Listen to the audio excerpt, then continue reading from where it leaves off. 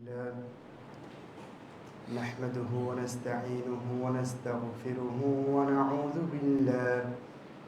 ونعوذ بالله من شرور أنفسنا ومن سيئات أعمالنا من يهده الله فلا مضل له ومن يضلل فلا هادي له وأشهد أن لا إله إلا الله وحده لا شريك له وأشهد أن نبينا محمدا عبده ورسوله أما بعد فإن خير الحديث كتاب الله وخير الهدي هدي محمد صلى الله عليه وسلم وشر الأمور محدثاتها وكل محدثة بدعة وكل بدعة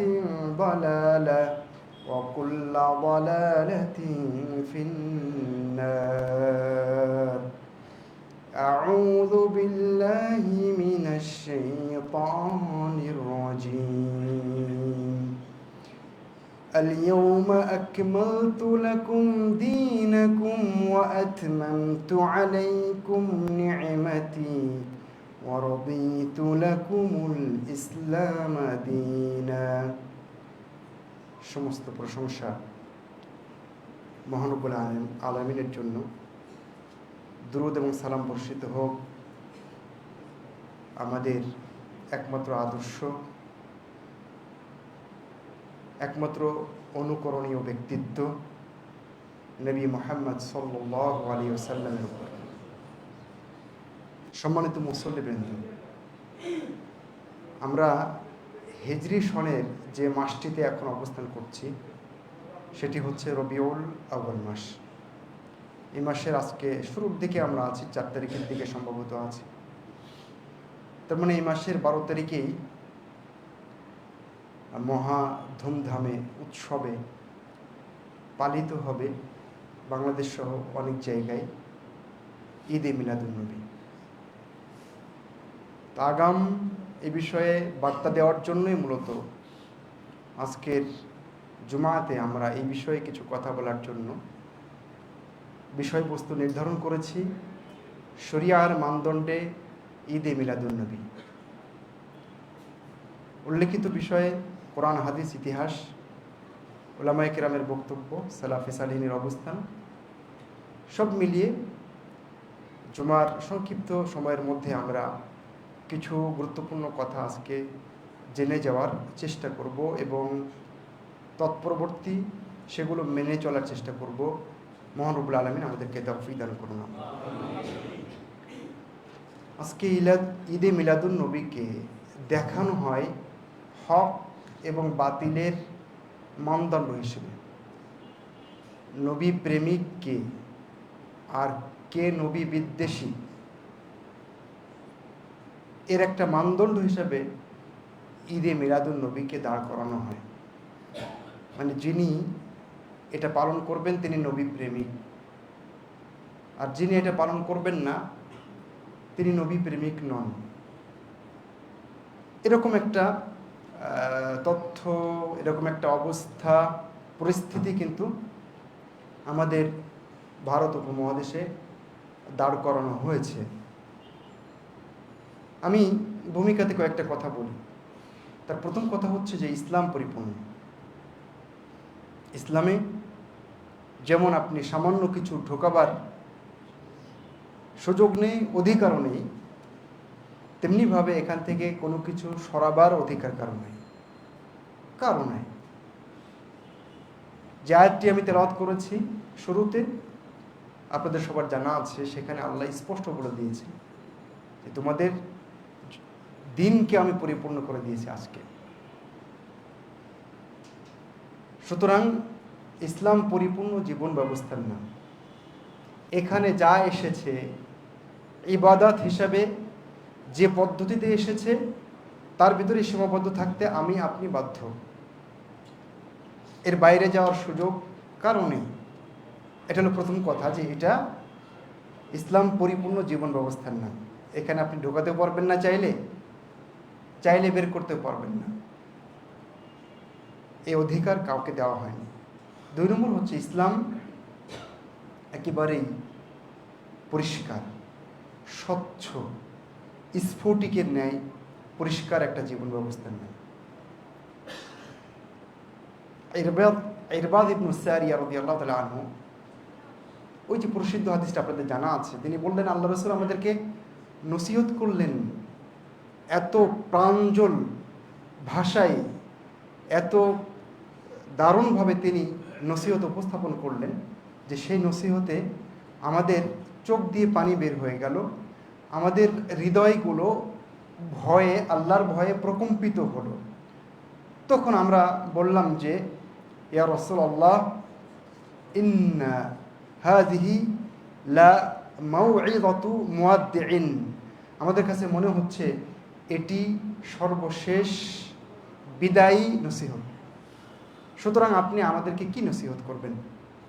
রাসূলুল্লাহ সাল্লাল্লাহু আলাইহি ওয়াসাল্লাম নসিহত করলেন যে বিভক্তি করবে না, কিন্তু এই কথা বলার আগে রাসূলুল্লাহ সাল্লাল্লাহু আলাইহি ওয়াসাল্লাম বললেন তারাকতুকুম আলা আল বাইদা লাইলুহা কানাহারিহা, আমি তোমাদেরকে ছেড়ে যাচ্ছি একেবারে পরিষ্কার স্পষ্ট দিনের উপরে। লাইলুহা কানাহারিহা, এর দিনও যা রাতও তা একই রকম। লা ইয়াজিগু আনহা বা'দি ইল্লা হালিক, আমি চলে যাওয়ার পরে এত পরিষ্কার এবং কমপ্লিট জীবন ব্যবস্থা পাওয়ার পরে কেবলমাত্র যে নিজেকে ধ্বংস করতে চায়, ক্ষতি করতে চায়, ক্ষতির মধ্যে ফেলতে চায়, সে ছাড়া এত পরিষ্কার, এত স্বচ্ছ, এত পূর্ণ জীবন ব্যবস্থা থেকে পথভ্রষ্ট হতে পারে না, পদস্খলিত হতে পারে না। এটা হলো 2 নম্বর কথা ভূমিকাতে। 3 নম্বর হচ্ছে যে আমরা কি সাহাবায়ে কেরামের মতো হতে পারবো না? কঠিন, কিন্তু তাদের মতো বৈশিষ্ট্যকে আমরা কিছুটা অর্জন করতে পারবো না? আমরা সবাই অকপটে স্বীকার করি যে নবী এবং রাসূল আলাইহিমুসসালাম তাদের পরে পৃথিবীতে সর্বশ্রেষ্ঠ মানুষ হলেন সাহাবায়ে কেরাম। আবু বকর রাদিয়াল্লাহু আনহু থেকে শুরু করে বাকি 1,00,000+ সাহাবী, তারা হলেন আদম থেকে নিয়ে মুহাম্মদ সাল্লাল্লাহু আলাইহি ওয়াসাল্লাম পর্যন্ত যত নবী এবং রাসূল এসেছেন তাদের পরে সর্বশ্রেষ্ঠ মানুষ। তো সর্বশ্রেষ্ঠ মানুষ কি দিয়ে হয়েছেন? ইসলাম মেনে, আল্লাহ রাসূল সাল্লাল্লাহু আলাইহি ওয়াসাল্লামের আদেশ মেনে। যখন যা বলেছেন তিনি তখন সেটা তারা ধরেছেন, তাই না? যে জাতি নেশায় আসক্ত ছিল এত মারাত্মকভাবে যে তাদের রক্তে, মাংসে, ধমনীতে, সব জায়গায় মদ আর মদ ছিল, বাসা বাড়িতে, ক্লাবে, আপ্যায়নে, সব জায়গায়, সেই জাতি মদের নিষেধাজ্ঞার আয়াত পেয়ে, নির্দেশ পেয়ে ছেড়ে দিয়েছিলেন না? কাল বিলম্ব করেছিলেন কি? করেননি। এই জন্য তারা শ্রেষ্ঠ মানুষ, কারণ তারা নবী মুহাম্মদ সাল্লাল্লাহু আলাইহি ওয়াসাল্লামকে ভালোবাসায়, মানার ক্ষেত্রে, শ্রদ্ধার ক্ষেত্রে, তাকে সাহায্য করার ক্ষেত্রে, তাকে সম্মান করার ক্ষেত্রে সবার আগে ছিলেন। এই জন্য তারা শ্রেষ্ঠ মানুষ ছিলেন। তো আমাদের একটু ভূমিকাতে এটা বলে রাখছি যে এই জায়গায় আমাদের একটু আসা উচিত, চেষ্টা করা উচিত। মানে আমি যে বার্তাটা আপনাদেরকে দিতে চাচ্ছি সেটা হচ্ছে, এটা তো অনেক দিন থেকে চলছে, কিভাবে ছাড়ি? বাপদাদা করে গেছেন, এটা কি ছাড়া যায়? আরে আমাদের মসজিদে কতদিন থেকে চলছে, মিলাদের সাথে সাথে একদম দাঁড়িয়েও যেতে হয়, ইমাম সাহেব নিজেও যায়, ছাড়া যায় নাকি? একটু আগেও শুনলাম যে ইয়া নবী সালাম আলাইকা, সবাই মিলে কানে আওয়াজ আসলো। আচ্ছা, এটা কি কখনো আমরা চিন্তা করেছি আসলে এটা শরীয়তে আছে কিনা? এটা হলো আজকের ভূমিকাতে 3য় বার্তা, যে আসুন না আমরা একটু চিন্তা করতে শিখি, ইসলামী শরীয়ত নিয়ে একটু ভাবতে শিখি, আসলে শরীয়তটা কি আর আমরা করছি কি। এবং শরীয়তের যে কোনো বার্তা পাওয়ার পরে সেখানে আমাদের কিভাবে আত্মসমর্পণ করা উচিত, সেটা মেনে নেওয়া উচিত। কি ছিলাম আমি, কোন আকীদা আমি বিশ্বাস করি, কোন আমল আমি করি, আমার বাপ কি করেছেন, আমার দাদা কি করেছেন, আমার 14 গোষ্ঠী কি করেছেন, সেদিকে আমাদের ভ্রুক্ষেপ করার কোনো সুযোগ নেই, দরকার নেই। এবং ইসলাম কি বলেছে, যদি আমি সারা জীবন আমল করে থাকি, 60 বছর বয়স হয়েছে আমার, কিন্তু এখন ভুল প্রমাণিত হয় যে এটা ভুল ছিল, তাহলে ভুল, ভুল সারা জীবনই ভুল। এটা হলো তৃতীয় বার্তা। চতুর্থ বার্তা হচ্ছে ইসলামে ঈদ কয়টা। আপনারা জানেন নবী মুহাম্মদ সাল্লাল্লাহু আলাইহি সাল্লাম যখন মদিনায় আসলেন, তখন তিনি দেখলেন মদিনাবাসীরা ওয়ালাহুম ইয়াউমানি ইয়ালআবুনা ফীহিমা, দুইটা দিন ছিল যে দুই দিনে তারা খেলাধুলা করত, আয়োজন করত, অনুষ্ঠান করত। আল্লাহ রাসূল জিজ্ঞেস করলেন যে এই দুইটা দিন কোন দিন? তখন তারা বললেন এই দুইটা দিন আমরা অনেক আগে থেকেই উদযাপন করে থাকি। তখন রাসূলুল্লাহ সাল্লাল্লাহু আলাইহি ওয়াসাল্লাম বললেন যে কদ আবদালাকুমুল্লাহু বিহিমা খায়রান মিনহুমা ইয়াউমাল ফিতরি ওয়া ইয়াউমাল আযহা। আল্লাহ রাসূল বললেন এই দুই দিনের পরিবর্তে মহান রব্বুল আলামিন তোমাদেরকে অন্য দুইটা দিন ঈদ হিসাবে দিলেন। একটা হলো ঈদুল ফিতর, একটা হলো ঈদুল আযহা। তাহলে আবু দাউদের সহিহ এই হাদিসটাতে আপনারা কি বার্তা পাচ্ছেন না যে মহান রব্বুল আলামিন তার রাসূলের জবানিতে আমাদের জন্য বাৎসরিক কেবলমাত্র শুধুমাত্র দুইটা দিন নির্ধারণ করেছেন। মানে শরীয়ত এরকম বলেনি যে ঠিক আছে দুইটা দিন তোমাদের আছে তো এটা তোমরা পালন করতে থাকো, আর দুইটা দিন আল্লাহ অ্যাড করলেন না, বললেন যে ওইটা বাদ, ওর পরিবর্তে এই দুইটা দিন। এটা হলো আমাদের আজকে পরের বার্তা যে ইসলামী শরিয়াতে বাৎসরিক ঈদ কয়টা? দুইটা। আল্লাহ রাসূল বললেন যে আল্লাহ পরিবর্তন করে দিয়েছেন। তাহলে এখন আমি আপনাদের কাছে প্রশ্ন রাখতে চাই যে ঈদে মিলাদুন নবী, যেটাকে সাইয়্যিদুল আয়াদ বলা হচ্ছে, সর্বশ্রেষ্ঠ ঈদ বলা হচ্ছে, এই সর্বশ্রেষ্ঠ হিসেবে এটাকে আখ্যায়িত করেছেন কে? এর পক্ষে কোরআন বা হাদিস থেকে কোনো দলিল আছে কি না? মানে ওই সময় তো রাসূলুল্লাহ সাল্লাল্লাহু আলাইহি ওয়াসাল্লাম চাইলে বলতে পারতেন যে তিনটা দিন, তার দুইটা হলো এই ঈদুল ফিতর, ঈদুল আযহা, আর একটা হলো আমার জন্মের দিন। তা কি বলেছিলেন? আচ্ছা, বলেননি। ওখানে অন্য কোনো হাদিসে কি বলেছেন? সম্মানিত উপস্থিতি, আমাদের এই জায়গাগুলোতে মাথা খাটাতে হবে। আবেগী মুসলিম দিয়ে লাভ নাই, স্পষ্ট লিখে নিয়ে যান। মানে আপনি সব বোঝেন, বাজার করতে গেলে বেগুন উল্টিয়ে পাল্টিয়ে দেখেন পোকা আছে কিনা, আলুর কোথাও ছিদ্র আছে কিনা, পোকা আছে কিনা, পচা আছে কিনা দেখে কেনেন। ইলিশ কিনতে গেলে তো আরও চোখ 10টা হয়ে যায়, যেটা আসলে চাঁদপুরের কিনা নাকি চট্টগ্রাম থেকে এসছে, পচে গেছে কিনা। কিন্তু শরীয়তের ক্ষেত্রে আমার বিবেক শুধুমাত্র আমি কি করেছি? হুজুরকে ধার দিয়ে দিয়েছি, আপনি চালান। মানে ভাবখানা এরকম যে ইসলাম অন্যান্য ধর্মের মতো হুজুর দিয়ে চলে, জি না। ইসলাম জ্ঞানের উপরে ভিত্তি করে চলে। ওলামায়ে কেরাম তারা নির্দেশনা দেবেন, তাদের একটা অনেক শ্রদ্ধার জায়গা আছে, কিন্তু সেটা তাকলিদ পর্যায়ে না, অন্ধ অনুকরণ না। আমি যতক্ষণ কোরআন এবং হাদিস থেকে বলবো, সালাফে সালেহিনের বুঝ অনুযায়ী বক্তব্য দিব, আপনি আমার সেই কথাটা শ্রদ্ধার সাথে নেবেন, এটাই ঠিক। কিন্তু আমার সব কিছু অন্ধভাবে আপনাকে মানার জন্য ইসলাম বলেনি। তাহলে ইসলাম কোরআন এবং হাদিসের উপরে, দলিলের উপর ভিত্তি করে চলে, ইলমের উপরে ভিত্তি করে চলে। এটা অন্য কোনো ধর্মের মতো না যে ওই সেটা কি বলে আপনার মন্দিরে, গির্জায়, প্যাগোডায় বন্দি থাকবে। ইসলাম এরকম না। কথা বোঝা গেছে? এটা হলো আমাদের পরের বার্তা যে ইসলাম চলবে কোরআন এবং হাদিসের আলোকে। এরপরে আমরা একটু আগে বললাম যে ইসলামী ঈদ কয়টা? 2টা। তৃতীয় কোনো ঈদ বাৎসরিক নাই। যদি থাকে আপনি দেখান, কোরআন থেকে দেখান, হাদিস থেকে দেখান, সালাফি সালেহিনের আমল থেকে দেখান। আমরা তো করার জন্য প্রস্তুত, রেডি হয়ে আছি। শুধু আপনি প্রমাণ করে দেখাবেন, আমরা করব ইনশাআল্লাহ। সম্মানিত উপস্থিতি, তাহলে পরিপূর্ণ দিনে এই ঈদে মিলাদুন নবী আবিষ্কার করলো কে এবং কবে? আমি যেহেতু জুমার খুতবা আসলে খুব সংক্ষিপ্ত সময়, অনেক কথা আজকে ছিল আমার, জানি না, আমি কমপক্ষে ইঙ্গিত দেওয়ার চেষ্টা করবো আপনাদেরকে যতটুকু বলতে পারি। প্রিয় মুসল্লিবৃন্দ, এটা আবিষ্কার হয়েছে উবাইদীদের হাতে, ফাতেমীদের হাতে। তারা কারা একটু পরে যাচ্ছি আমি। তারা মিশরে অনেক দিন ধরে শাসন করেছিল। 362 হিজরিতে তারা মিশরে ঢুকেছিল।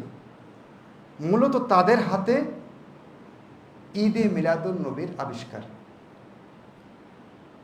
তাহলে বোঝা যাচ্ছে এটা 4th শতাব্দী হিজরির শেষের দিকে, অর্থাৎ রাসূলুল্লাহ সাল্লাল্লাহু আলাইহি সাল্লামের হিজরতের 400 বছর পরে উবাইদি ফাতেমীদের হাতে সর্বপ্রথম মিশরে ঈদে মিলাদুন নবী চালু হয়। মনে রাখবেন।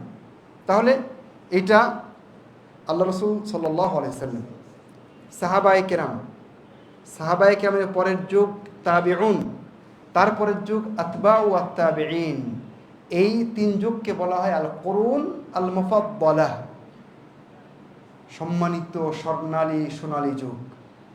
এইসব যুগের মানুষ জানতেন না যে ঈদে মিলাদুন নবী বলে কিছু আছে। এমনকি ফিকহের 4 ইমাম প্রসিদ্ধ, ইমাম আবু হানিফা, ইমাম মালিক, ইমাম আহমদ, ইমাম শাফঈ রাহিমাহুমুল্লাহু তাআলা, তারাও জানতেন না যে ঈদে মিলাদুন নবী কিছু আছে। বুঝতে পেরেছেন কি? আপনি যদি হাদিস শাস্ত্রে আসেন, তাহলে ইমাম বুখারী, ইমাম মুসলিম, আবু দাউদ, তিরমিজি, নাসাই, ইবনু মাজাহ, ইবনু খুজাইমা, বাইহাকি, হাকিম সহ কোনো মুহাদ্দিস এই ঈদে মিলাদুন নবীর কথা জানতেন না। পালন করা তো অনেক পরে, কারণ তাদের বেশিরভাগের চলে যাওয়ার পরে ঈদে মিলাদুন নবী আবিষ্কার হয়েছে।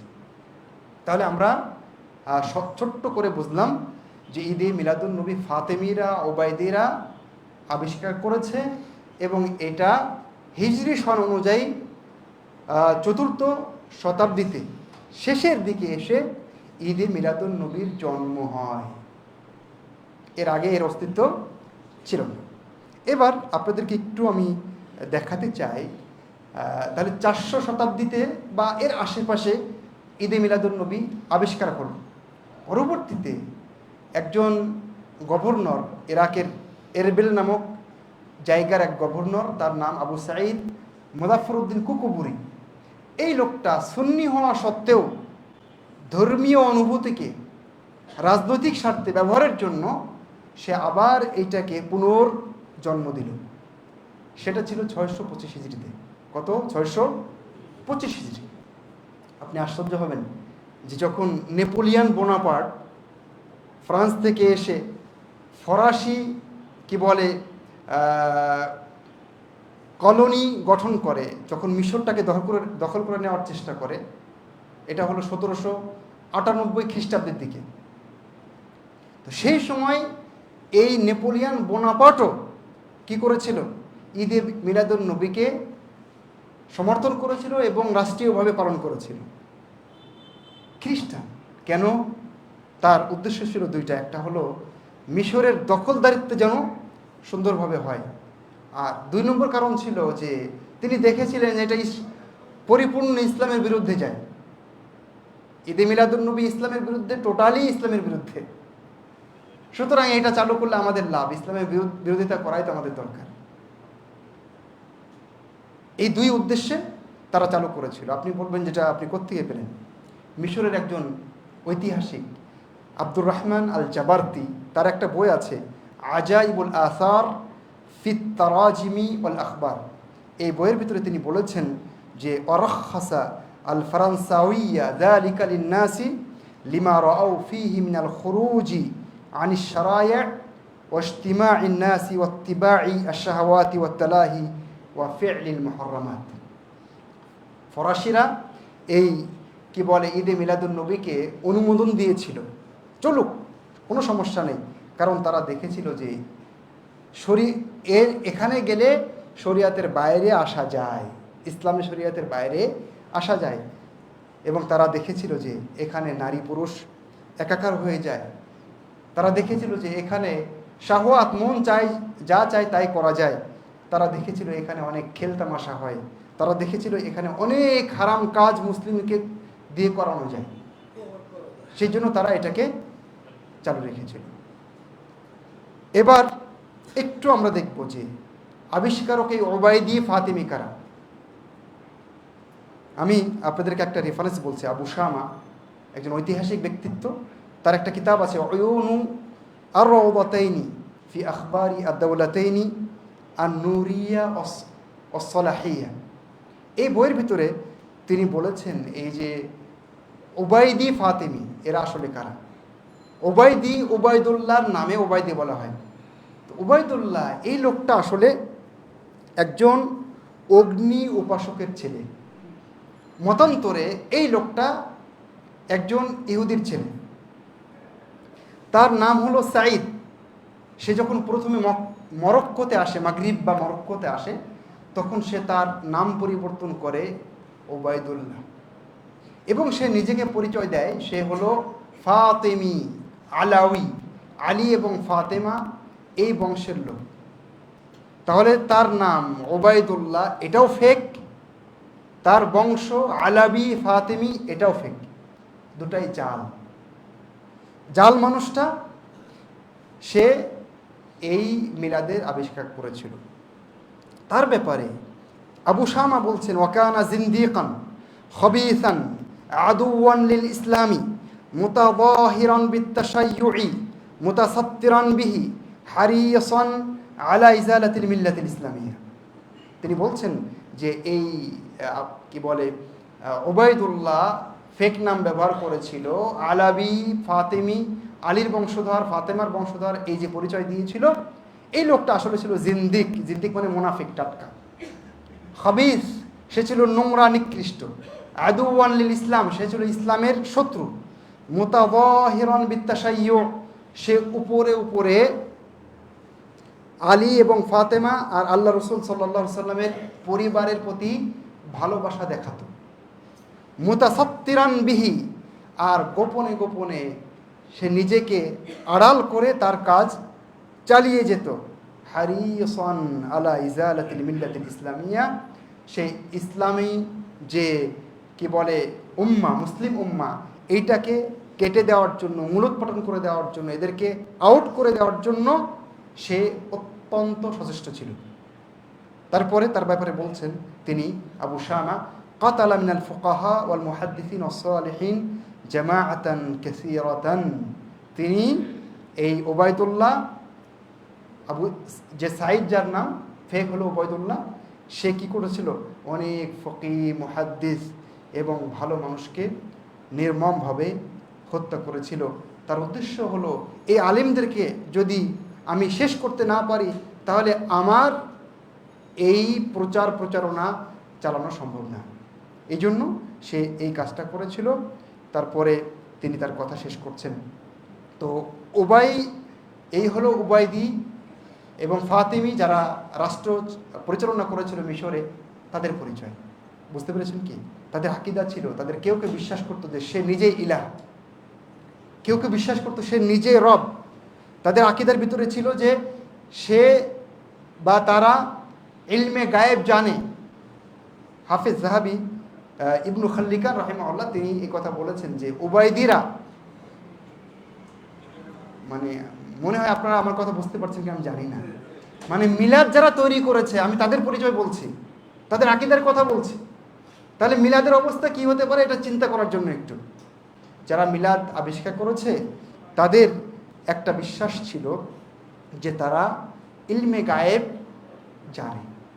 বুঝতে পেরেছেন? তাদের কারো কারো বিশ্বাস ছিল। এই কথা ইবনু খাল্লিকান একজন ঐতিহাসিক, তিনি তার ওয়াফায়াতুল আয়ান কিতাবে উল্লেখ করেছেন।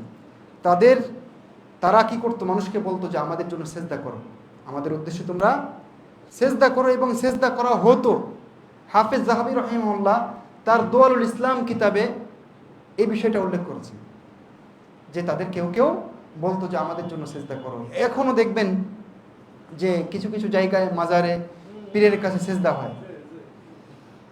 সম্মানিত উপস্থিতি, এরপরে তাদের আরও অপকর্মের ভিতরে একটু আগে আমি বললাম যে তারা ফাকিদেরকে, মুহাদ্দিসদেরকে কি করতো? নির্মমভাবে হত্যা করতো। হাইয়া আলাল ফালাহ এই আযান দেওয়ার কারণে একজন আলেমের জিহ্বা তারা কেটে নিয়েছিলেন, আরেকজনকে তারা কাঠের খাঁচায় পরে জ্যান্ত অবস্থায় চামড়া ছোলার চেষ্টা করেছিল। এত নির্মম ছিল এই ওবায়দি ফাতেমি যারা মিলাদ আবিষ্কার করেছে, ঈদে মিলাদুন্নবী আবিষ্কার করেছে। ইসলাম কি এমনি চলে? জানবেনও না, জানার চেষ্টাও করবেন না, যা চলছে আপনি চালিয়ে দিচ্ছেন। হুজুর, আপনার কি একটু চিন্তা করা দরকার ছিল না যে এটা করছি, এটা কি আসলে শরীয়তে অনুমোদন আছে কিনা? একটু কি পড়াশোনার দরকার নাই?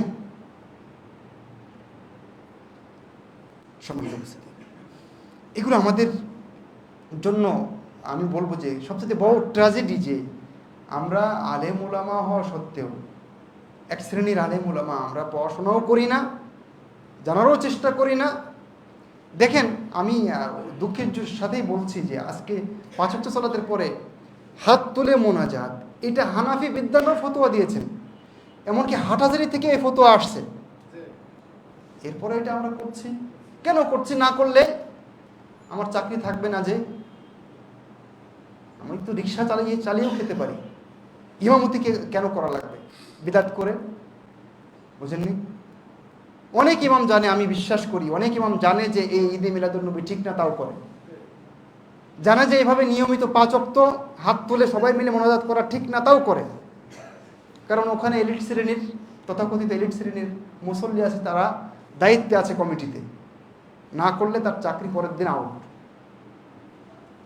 সম্মানিত উপস্থিতি, যাই হোক, এগুলো কষ্টের কথা। উবাইদিরা প্রকাশ্যে আবু বকর এবং উমারকে, আয়েশাকে গালি দিতে হবে, এবং মসজিদে মসজিদে তাদের উপরে লানত এবং অভিশাপের বাক্য লিখে রেখেছিল। ঠিক শিয়াদের যে চরিত্র একই, মানে বরং এরা একটু আরও বেশি খারাপ। সম্মানিত উপস্থিতি, যাই হোক, আমি একটু আপনাদেরকে জানাবার চেষ্টা করলাম, এই হচ্ছে আপনার ঈদে মিলাদুন্নবীর আবিষ্কারকের পরিচয়, এই হলো তাদের আকীদা। এখন তাদের দেওয়া ডেলিভারি করা একটা বিষয়, আপনি গ্রহণ করবেন নাকি করবেন না সেটা আপনার ব্যাপার। আর আমি তথ্য যেগুলো বললাম সেগুলো ভুল নাকি ঠিক, এটা আপনি যাচাই করতে পারবেন। বর্তমান ইন্টারনেটের যুগে, এআইয়ের যুগে এটা জানার জন্য, তথ্য যাচাই করার জন্য আপনাকে কোনো দিক পেতে হবে না। আপনি একটু চিন্তা করে দেখেন, খুঁজে দেখেন, এগুলো সব পেয়ে যাবেন। সম্মানিত উপস্থিতি, এখন আমরা দেখব ঈদে মিলাদুন্নবীর হুকুম কি। এটা কি সুন্নাহ, ফরজ, ওয়াজিব, বিদআহ কি?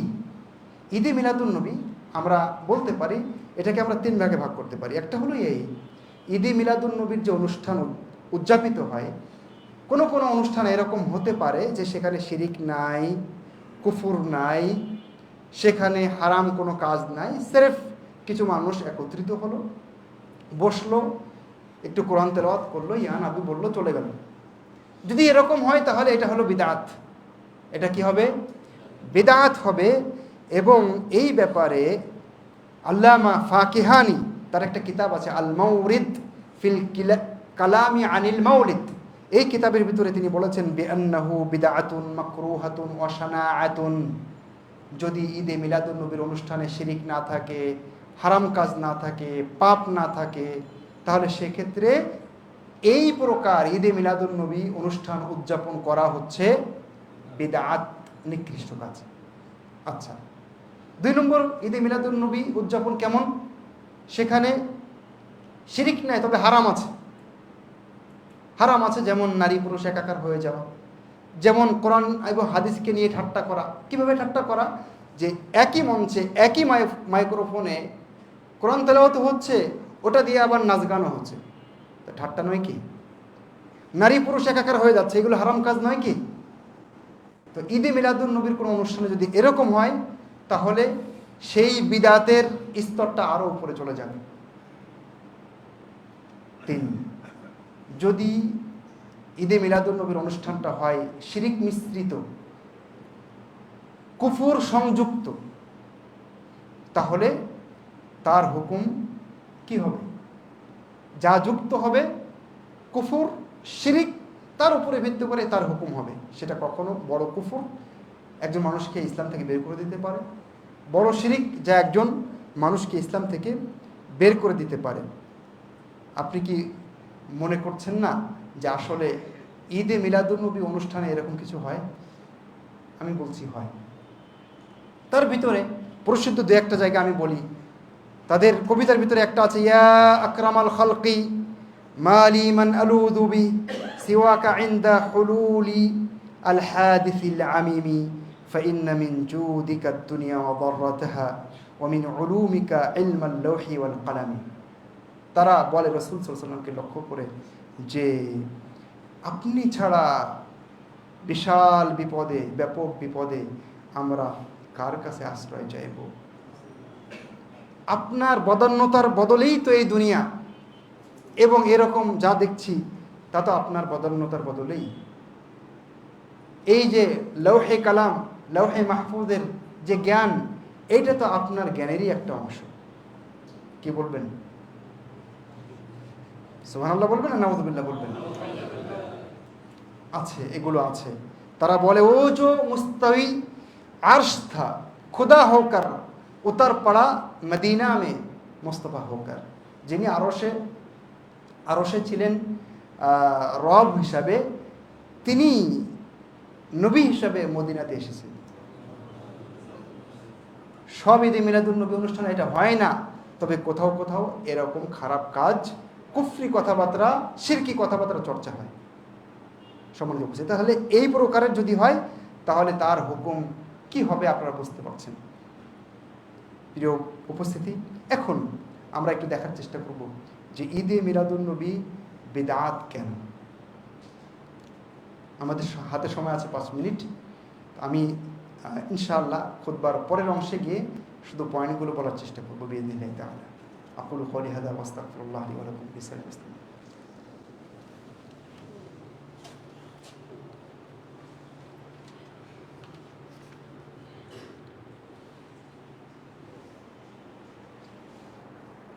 إن الحمد لله على إحسانه والشكر له على توفيقه وامتنانه وأشهد أن لا إله إلا الله وحده لا شريك له تعظيما لشأنه وأشهد أن نبينا محمدا عبده ورسوله داعيا إلى رضوانه وعلى آله وأصحابه وإخوانه أما بعد। বলছিলাম ঈদে মিলাদুন্নবী শরিয়াতের সাথে যায় না কেন, শরিয়াত অনুমোদিত নয় কেন, খুব সংক্ষিপ্ত করে বলার চেষ্টা করছি। প্রথম পয়েন্ট হচ্ছে যে আমরা যেমনটি আগে দেখেছিলাম, ইসলাম পরিপূর্ণ, সুতরাং ঈদে মিলাদুন্নবী ইসলামের কোনো অনুষঙ্গ